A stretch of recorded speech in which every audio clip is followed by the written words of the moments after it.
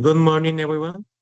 Today, our group will present a comparative analysis of three internationally recognized English standardized tests, the TOA, PL, ABT, OAT, and CAIL. These tests are used in academic, professional, and immigrant contexts, and they evaluate the English proficiency of non-native speakers.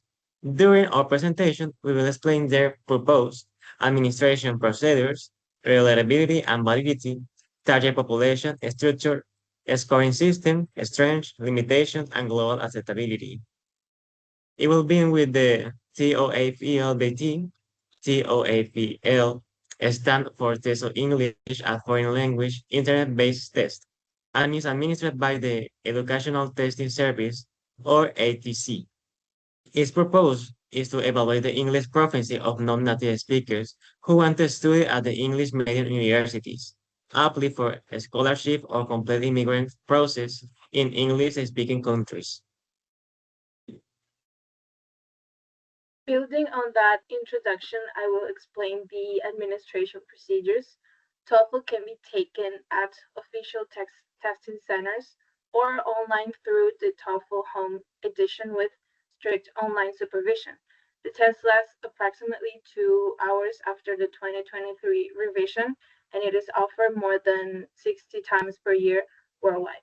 Registration is completed through the ETS website, where candidates select a date and location and pay the fee online. A valid passport or government issued ID is required, and accommodations are available for people with disabilities. Scores are available online 4 to 6 days after the test, and they can be sent electronically to 4 institutions for free. As my classmate mentioned, TOEFL is a highly structured international exam. Now, in terms of reliability and validity, TOEFL has very high internal consistency with Cronbach's alpha above 0.90. Writing and speaking are evaluated by certified human raters together with AI scoring systems to ensure consistency. The test also demonstrates strong construed content and predictive validity because it reflects real academic English tasks. Studies have shown that TOEFL scores correlate strongly with academic success. The scores remain valid for 2 years, and the target population includes non native English speakers, applying to universities, scholarships, visas, and professional certifications. Well, adding to those points, I will explain the strengths, limitations, and global acceptability of TOEFL. Some important strengths are its acceptance by more than 11,500 institutions in over 160 countries. Its integrate academic task and the flexibility of the home edition. However, the test also has limitations. It is relatively expensive, ranging from 235 to 300 US dollars, depending on the region.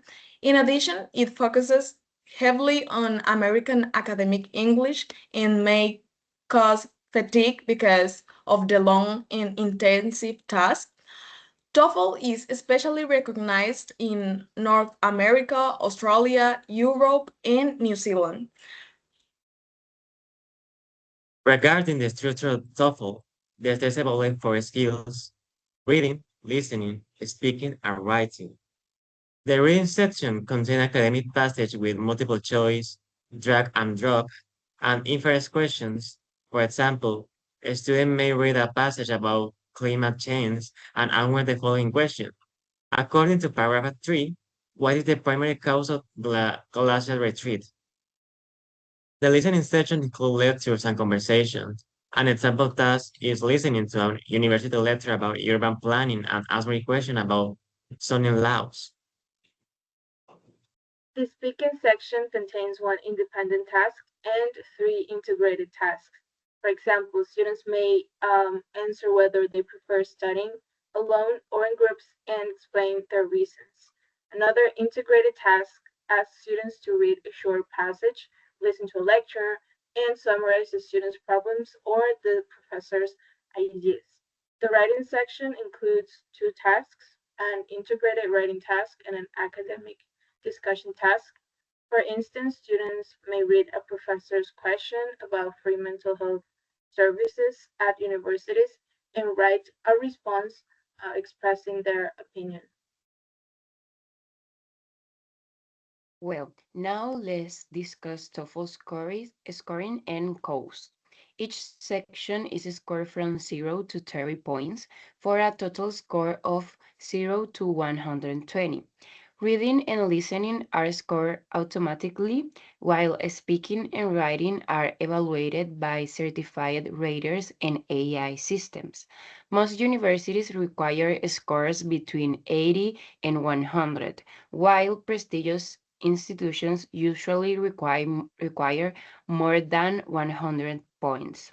One important feature is My Best Scores, which combines the best section scores from multiple attempts over 2 years, and the average cost ranges from 235 to 300 US dollars.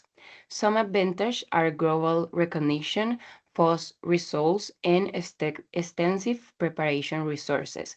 However, disadvantages include high costs and stress for students unfamiliar with computer-based testing.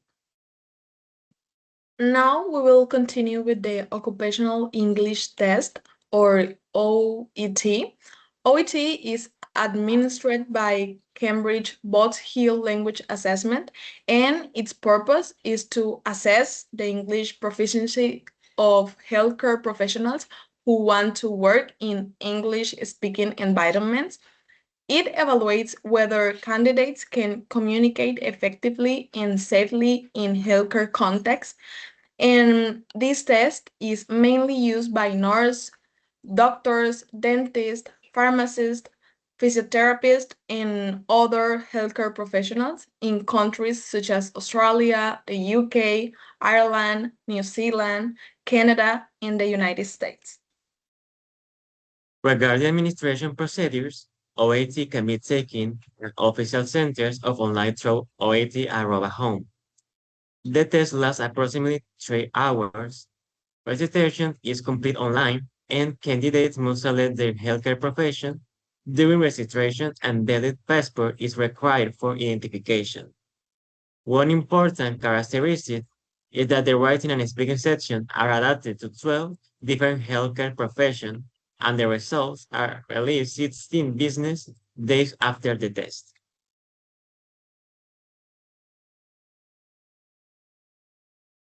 In terms of reliability and validity, OET uses trained healthcare professional raters and double marking to ensure consistency. Its internal consistency is high, with Cronbach's alpha above 0.85. The test demonstrates strong content validity because it uses authentic healthcare communication tasks. Research also supports its predictive validity because OET performance is linked to workplace communication abilities. And an important fact is that scores are valid for 2 years. The target population includes healthcare professionals such as nurses, doctors, pharmacists, veterinarians, radiographers, and occupational therapists. Some strengths of OET are its authentic healthcare scenarios, profession-specific tasks, and recognition by important healthcare councils. However, the test also has limitations. It is very expensive, approximately 587 US dollars, and it is not suitable for general academic purposes. In addition, there are fewer preparation materials compared to TOEFL or IELTS. OT is recognized by organizations such as the Nursing and Midwifery Council in the UK and OPRA in Australia, but it is not widely accepted for general university admissions. The structure of OET also evaluates reading, listening, writing, and speaking. The reading section includes healthcare-related tests with matching, sentence completion, and multiple choice tasks. For example, candidates may read texts about pain management, medication, and identifying which test explain the maximum daily dosage. The listening section contains consultations, announcements, and healthcare presentations. An example task is listening to a hospital announcement and identifying the speaker's purpose. The writing section requires candidates to write a professional healthcare letter based on case notes. For example, a nurse may need to write a referral letter for a patient with respiratory symptoms. The speaking section includes two role-play tests between the candidate and patients for college. One example is reasoning a patient who feels anxious before surgery. The scoring scale ranges from 0 to 500 points per subtest, and most healthcare authorities require at least 350 points. And one advantage is that the candidate can retake only the subtests they need to improve. Now we will discuss the CAEL test, which stands for Canadian Academic English Language Assessment. It is administered by Paragon Testing Enterprises, affiliated with the University of British Columbia. Its purpose is to assess whether non-native speakers possess the academic English skills necessary to succeed in Canadian universities and colleges. The test is mainly used for Canadian university admissions, immigration pathways, such as express entry and academic upgrading programs. Regarding administration procedures, CAEL is computer-based and also available online with remote supervision. The test lasts approximately 3 hours and is offered several times per year. Candidates register online in the official CAEL website and must provide a government-issued photo ID. The results are delivered reliably quickly. They are available within 10 business days. In terms of reliability, it uses standardized rubrics and double scoring procedures for writing and speaking. Internal consistency is high with Cronbach alpha above 0.85, and the test also demonstrates strong validity because it reflects authentic Canadian academic tasks and aligns with the Canadian language benchmarks. The target population includes international students applying to Canadian universities, immigrants applying through express entry, and professionals seeking licensing in Canada. Some strengths of CAEL are its alignments with Canadian academic standards, acceptance for immigration purpose, integrated academic test, and a relatively affordable cost. However, it has limited recognition outside Canada and fewer preparation resources in international testing centers. Despite that, CAEL is accepted by major Canadian universities such as the University of Toronto, UBC, McGill University, and others. The structure of CAIL evaluates listening, reading, writing, and speaking through integrated academic tasks. In the listening and writing section, students listen to an academic lecture, take notes, and write a summary. For example, candidates may listen to a lecture about climate adaptation strategy and write a 200-word summary. The reading section includes academic tests with multiple choice and short answer questions. One example asks students to identify the main economic driver of rural to urban immigration in northern Canada. Another integrated task requires students to read several academic texts and write an argumentative essay using information from at least two sources. The speaking section asks candidates to respond to academic prompts using recorded responses. For example, students may discuss whether universities should provide free online courses. Talking about writing tasks, they are evaluated according to organization, vocabulary, grammar, and use of source material. CAEL scores range from 10 to 90 and are connected to the Canadian language benchmarks. Most Canadian universities require scores between 60 and 70 overall, and the average cost ranges from approximately 205 to 235 US dollars, which makes it more affordable than OET. Its advantages include Canadian academic alignment and immigration acceptance, while disadvantages include limited international recognition.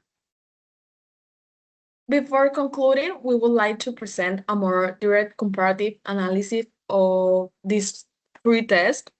Although TOEFL, OET, and CAEL all assesses the four macro skills, reading, listening, speaking, and writing, they differ significantly in their purpose and target population.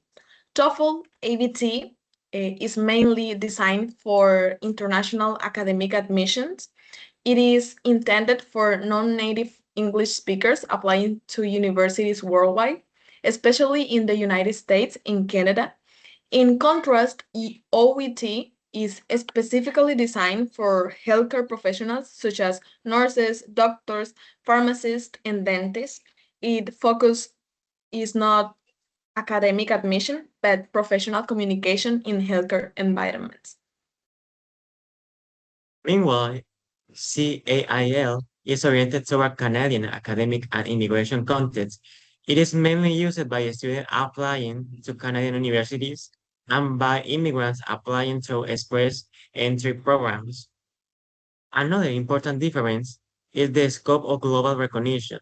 TOEFL has the broadest international acceptance, being recognized by more than 1,500 institutions in over um, one, 1,600 countries. OET has a more specialized scope because it's accepted mainly by healthcare regulatory bodies in countries such as Australia, the UK, Ireland, and New Zealand. CAIL, on the other hand, is highly recognized in Canada but has limited international recognition outside the country. The tests also differ in duration and scoring systems. TOEFL is the shortest test, lasting approximately 2 hours, while OET and CAEL last around 3 hours. TOEFL uses a scoring scale from 0 to 120. OET uses a scale from 0 to 500 per subtest, and CAEL uses a scale from 10 to 90, aligned with the Canadian language benchmarks. Adding to that comparison, the three tests also differ considerably in their task types and communicative focus. TOEFL emphasizes integrated academic tasks that combine reading, listening, speaking, and writing skills. This reflects the communicative demands students face in international university settings. For example, candidates may read an academic text, listen to a lecture, and then produce either a spoken or written response, integrating both sources. That is correct. OET, in contrast, prioritizes profession-specific communication tasks. Its writing and speaking sections simulate authentic healthcare interactions such as referral letters, patient consultations, and role plays between healthcare professionals and patients. This makes OET highly practical, contextually relevant for medical environments. CAEL also use integrated tasks, but these are specifically aligned with the Canadian academic context.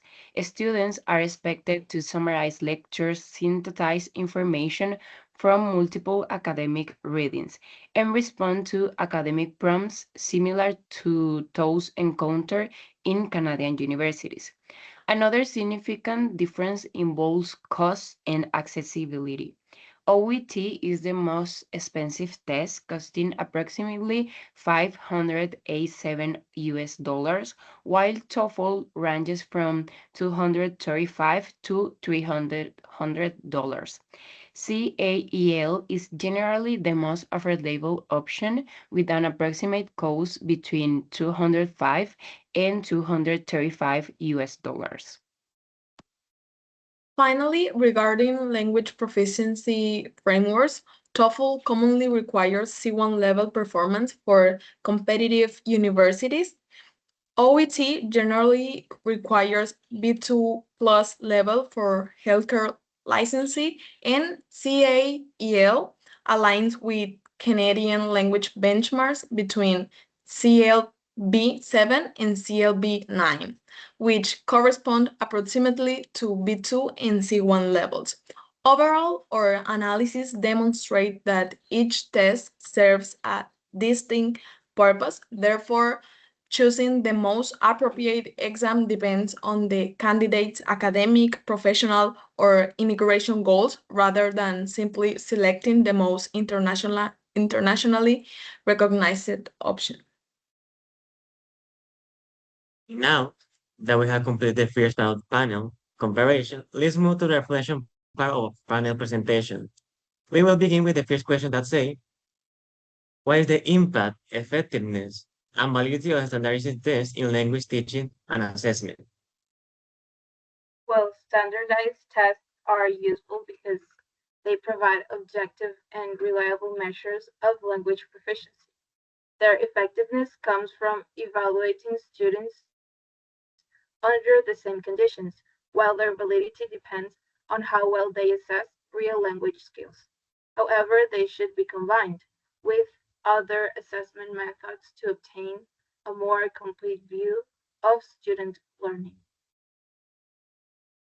Well, in my personal opinion, standardized tests have an important impact on language teaching and assessment. They help teachers, schools, and institutions measure students' language proficiency in a consistent way. These tests can support educational decisions such as admissions, graduation, and placement. In my opinion, they are very effective because they provide reliable and comparable results. However, they also have some limitations. Sometimes teachers focus too much on test preparation and students can feel may stress. Well, I believe that standardized tests have a strong impact on language teaching because they influence how teachers teach, how students learn, and curriculum design. They provide measurable and comparable results that help institutions make educational decisions. However, they can focus too much on grammar or memorization and may not fully assess the communicative competence or real world language use. So I consider these tests reliable um, when they are carefully designed, but their validity depends on whether they truly measure language proficiency in authentic context. Well, standardized tests have a significant impact on language teaching, not only in terms of measuring proficiency, but also in shaping the way the educators design their curricula and approach instruction. In my view, their effectiveness is real but limited. They work well in the goal is to compare performance across layer groups or make institutional decisions, but they fall short when it comes to capturing the full communicative competence of a learner. Regarding validity, I believe it is highly content dependent. Artists can be technically well designed and still fail to reflect the actual language need of a specific student population.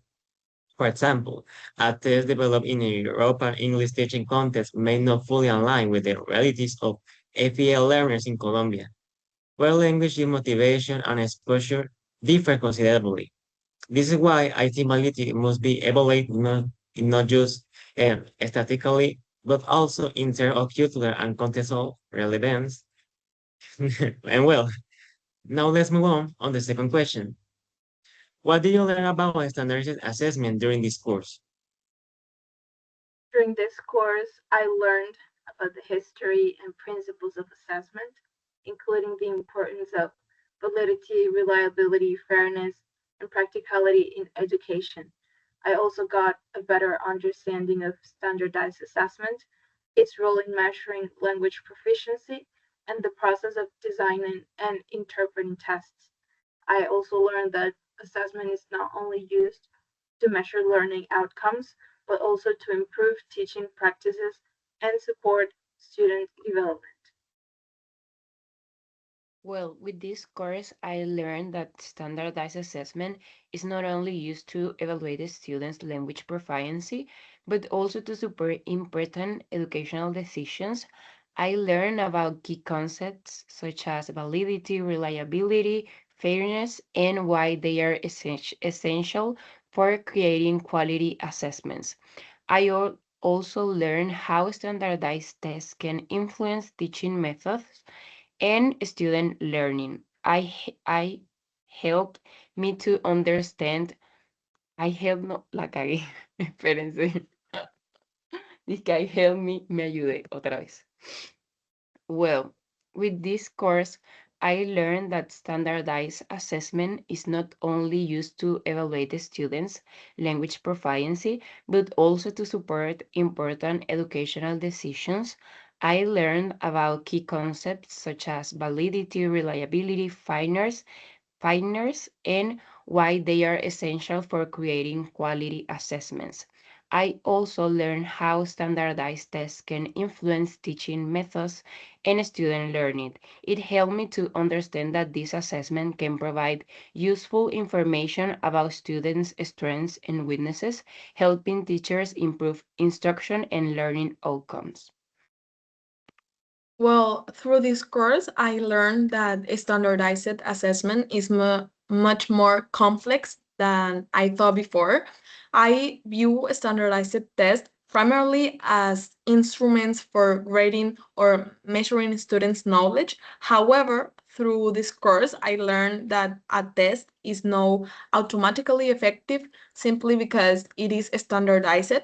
It is necessary to analyze whether the assessment is fair, valid, and truly relevant to the actual use of language. This course helped me develop a more critical perspective of on the role of assessment in education and the responsibility um, teachers have to design assessment that are aligned with the learning objective, students' needs, and the context. Well, the most important thing I learned in is that assessment is not a neutral act. It reflects particular ideas about what language competence look like and how the standards are considered valid. I also came to understand the tension between reliability and validity more clearly, as this can produce consistent results and still fail to measure what truly matters for language learning. That contradiction challenged my prior assumptions and made me more critical about the role assessment plays in education beyond simply measuring student performance. And now let's move on to the third question. Do you consider the topic studied in in this class worth learning? Why or why not? Of course, I believe these topics are beneficial because they help me understand that assessment is more than assigning grades. The course showed me that evaluation can be used to measure learning, improve teaching practices, and support student progress. These concepts will be useful in my future career as an educator. Yes, I think that these topics were learning because they are very useful for future teachers. Understanding that assessment helps teachers make better decisions about students' learning. With the knowledge gained can improve teaching practices and help teachers use assessment more effectively in educational contexts. Before this course, I used to thought that these texts were only used to give grades, but now I understand that assessment can provide valuable information about learning and teaching. Yes, I consider the topics studied in this class worth learning because assessment goes beyond assigning grades and has a strong impact on students' learning. The course helped me understand that assessment methods influence what students prioritize and that excessive focus on standardized tests may encourage memorization rather than skills development. It also showed me that teachers must be aware of the effect of their assessment decisions, since unfair assessment can discourage students while meaningful ones can support their progress. Overall, I learned that teachers should critically evaluate assessment practice instead of relying blindly on standardized tests. Well, yes, especially because this topic connects directly to real teaching practice. Being a practicum content has shown me how quickly assessment decisions affect real students, and this course gave me the conceptual tool to make those decisions more consciously. Understanding assessment theory also prepares future teachers to advocate for their students while their institution relies too heavily on standardized data. That is a professional responsibility. I now feel better equipped to face it. And finally, question number 4. How can language teachers use assessment results to improve both teaching practices and student learning outcomes? I think language teachers can use assessment results to identify students' strengths and weaknesses and adjust their teaching strategies accordingly. By analyzing these results, teachers can provide targeted support, improve lesson planning, and address learning gaps, which helps enhance both learning effectiveness and student learning outcomes. Well, for me, language teachers can use assessment results to identify students' strengths and weaknesses. This information helps teachers plan lessons, adapt activities, and provide support where it is needed. Assessment results can also give students useful feedback about their progress and learning goals. In this way, assessment becomes a tool for improving teaching and helping students achieve better learning outcomes. I consider assessment a tool to better understand how students learn and what difficulties they experience. Assessment results can help teachers identify the need to adjust teaching strategies and reflect on the effectiveness of their own practice. They also allow teachers to evaluate not only students but their own teaching decisions. Finally, constructive feedback based on assessment results can motivate students, help them understand why what they need to improve, and encourage them to take a more active role in their learning process.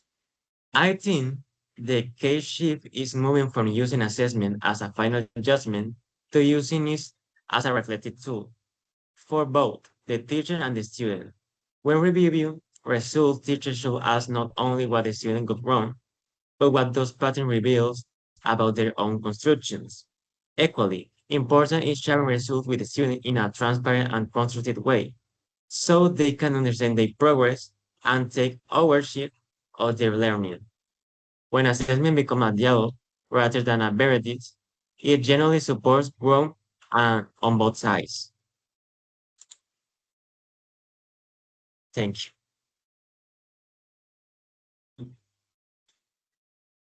you.